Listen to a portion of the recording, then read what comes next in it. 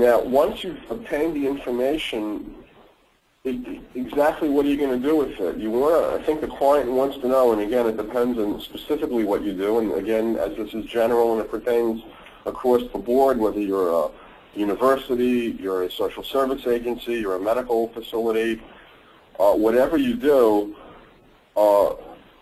the information that you've obtained, is it sufficient to formulate at least a short-term goal? Can you give something back to the client that they feel, wow, this was really good, I feel good coming here, I feel the person listened to me, they were in tune with me, they connected with me emotionally, they're really trying to help me, and they've already given me an idea, at least some kind of relief, whatever the presenting issue was.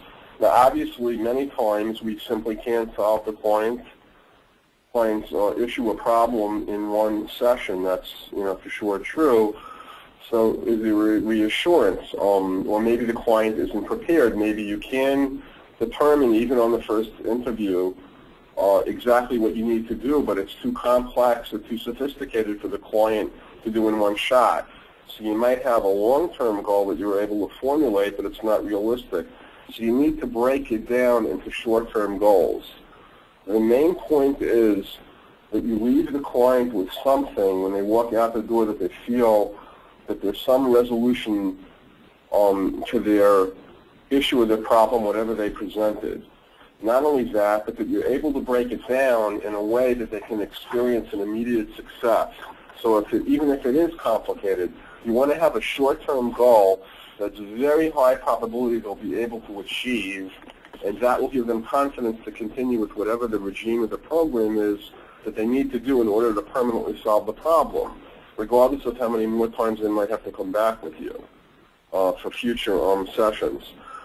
So again, you want to leave them with the feeling that they've emotionally connected, that you were an excellent listener, and that they're walking away with something that they could do reasonably immediately, and they'll gain some type of result, even if it's just a little bit, in terms of what the ultimate problem is. If you could do that, I think that you're going to have a client or a customer around for a while, and I think they're going to feel good, and I think they're going to also say to their friends that might be in a similar situation that this is the place that I want to go to. Now, what do you do if you have missing information? Well, that could be very common, especially on an initial interview. And the different things that you can do, and again, it depends on your organization, it depends on your operation, and it depends on how you want to approach it from an efficiency perspective. So what are some of the alternative methods? Well, obviously the simplest one is a follow-up appointment. The simplest one, perhaps is that goal. If you want to maybe take that goal and have the client report back in a brief phone call, how did they do on the goal? Did they achieve it? And again, you want to make these concrete and you want to be precise so that it's very easy for the client to understand what you mean and to achieve the goal. You might want to consider a collateral interview if it's a husband-wife situation or a child-parent or a student, a potential student with the parents. You might need a collateral session, even if it's brief, to get that missing information from any one of the above. And that is something that you can consider doing on the phone. You don't necessarily, if you need a brief 5 or 10 minute collateral conversation with a spouse, with a parent, etc., with a child perhaps, or a sibling, that would be another great efficient method to get the missing information. Speak to that party. Obviously you need a signed release. Speak to the party, or if it's a parent, as a parent for a child, sign off, and then get the information like that. Another very good method to see how you're doing on your initial interviews or in general on sessions with your professionals is client surveys. So one of the things you might want to consider is, do you have a client survey? If you don't, do you want to develop one? They could be developed relatively very easily. There are a lot around. You can, again, you don't want to just blindly borrow someone's, but you could certainly, look on the internet and see some, and then take that as a model and tailor-make it to your particular operation. And then you want to, of course, make sure that it's measuring whatever you want to measure properly, and you want to make sure that you have compliance completing it out. It's not going to really help you much to construct or have a client survey and then not have a lot of people fill it out. So you want to figure out a methodology by which most of the clients that you have, or a very high percentage, are going to fill it out. You might integrate it into your, and you want to make it very easy, you want to make it very brief, very easy, very simple, but concise and precise. And obviously the measurability, you want to make it measurable, you want to make it real. Excuse me. Now this is perhaps the most critical of all in terms of the initial experience. So you've had, the clients have had the initial experience. It was a great experience. They really liked the place. Everything went well. They loved the interviewer. They feel that they really connected with them. They feel that everything, they filled out all the forms. You have all the information. You formulated a goal. You've gotten feedback on the goal. They've set up a next appointment. And now multiply that by all your clients. And now we get into statistics and reports.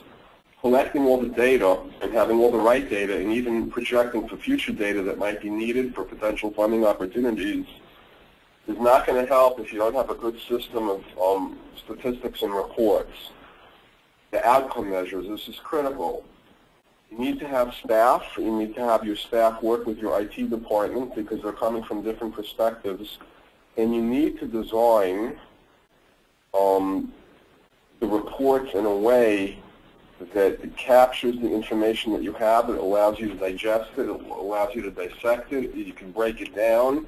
And it could be extremely helpful in some of the areas that we previously discussed, whether it's looking at some of the workflow issues in terms of time management, a number of clients that can be reasonably seen or properly seen in a certain amount of time, the outcome measures. Perhaps you're in an operation where people come to see you and they really only need to see you again if they're not successful, and there's only an assumption that whatever it was that the goal of the problem was resolved somehow. There are such operations like that. If that's the case, is there a way that you can put some mechanism in place where you determine what's the ultimate outcome definitively, and that's, again, something that you want to be able to document. So to get all the data and capture all the information, the next step is to be able to generate and produce reports that you can understand and interpret, and those reports are going to be what get you, that next funding opportunity, because you can then integrate the report into a grant application or a funding opportunity application. People love to see success stories. Another thing that you might want to consider doing, if you're an organization or an agency that may have some type of quarterly newsletter or a semi-annual newsletter, and again, obviously you have to sanitize it so you protect identity, but if you have a great success story, maybe you want to write about it. If you have a website, maybe on your website you want to, again, protecting fully the identity so no one can figure out who it is.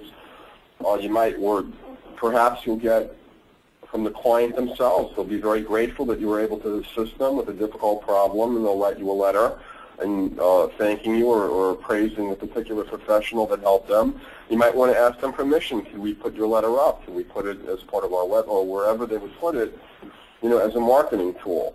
So outcome measures are very critical in terms of all the data and all the work that you've done to obtain the information.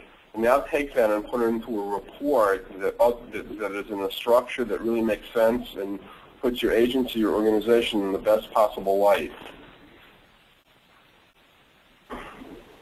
And of course, the idea is, in terms of summarizing this presentation, the initial interview really starts at the pre-interview level before they even come into your facility. It just could be the word-of-mouth recommendation. It could be looking at your website.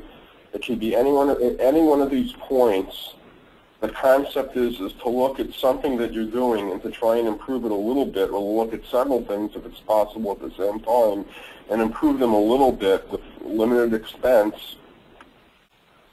And if you do this, it can really go a long way in terms of immediate revenue increase by, as we said, as one example, increasing the number of clients you could see or expanding your hours to see more clients. And of course, then using those in a qualitative way too, not just quantitatively. And then of course, being able to generate statistical reports that will demonstrate that to your current and future funders. You might find a scenario where even a current funder is very impressed by your success rate or your ability to do X, or the number of people that you could see efficiently. They may, on their own, want to look to increase. If they get an increase in their funding, they may say, hey, you know, we're funding these 50, you know, different agencies. You know, these couple of agencies are, you know, standing out in terms of what they're able to achieve. We want to invest in them. We're going to increase the portion that we allocate to them. So, you know, these are all possibilities of increasing your funding at any point in the chain link, in the, if you want to think of it as a circle. And again, the best bang for your buck, of course, is that when you do that initial interview properly and people are really satisfied, that's one of your best marketing tools. The person that walks out of your agency or organization and they're very satisfied and they had a great experience at all ends, I guarantee you, I mean, I can't guarantee you, but I think that they're going to be recommending your agency to their friends if they need that particular service. So just follow the circle and try an improvement somewhere. And of course, it's sort of like, especially in today's economic time, can't say it's quite like having a money tree, but it's a little bit like having a money tree and being able to water it. I hope that you've gotten something out of the presentation, even if it's just a little bit of a part somewhere. I hope I've at least given out enough concepts for people to consider any area that they feel based on their particular structure or area where the, you know, improvement could be had. And again, no matter how great a job that you're doing, and I know some of the organizations are doing a great job, a really great job, but there's always room for improvement. And sometimes just a subtle little change can yield a big result in terms of, be it with your current or a future potential funder. So I'd like to now open it up, spend some time. If anyone has any questions, we'll try and answer it. I want to thank everyone very much for